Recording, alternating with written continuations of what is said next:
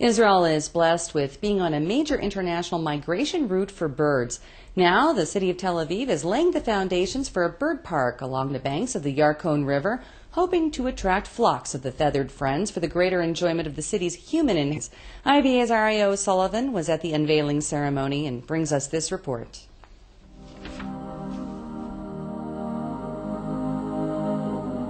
The Hula Valley is famous for over 500 million birds passing through during their biannual migration between Europe and Africa.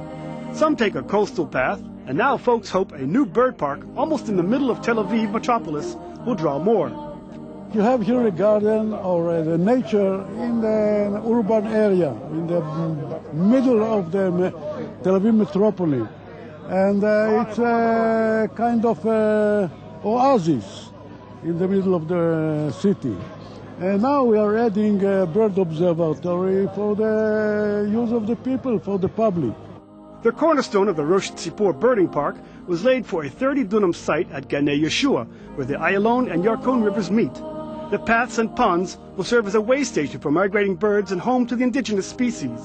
We are on the world migration route from Europe to Africa and from Africa to Europe.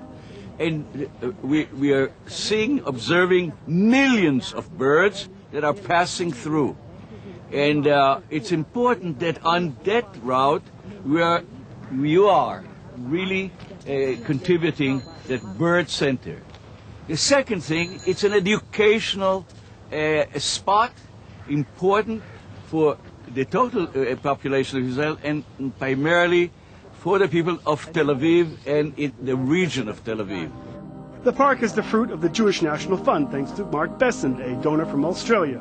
I love trees, I love green, and it's wonderful to encourage what JNF is doing here in the middle of a city of 1.5 or 2 million people. Often in urban sites is where you most need these sorts of green spaces and sanctuaries because, people live in apartments, there's a lot of traffic, there's roads, there's noise, and people really need somewhere to escape. And some of the best parks in the world are actually in urban environments, be it Central Park in New York or Hyde Park in London or Hyde Park in the Botanical Gardens in Sydney, for instance, where I'm from. I think they're often probably some of the most used green space in the world.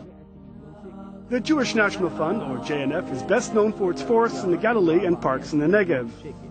We have the Galilee, which green areas that we did along the more than 100 years.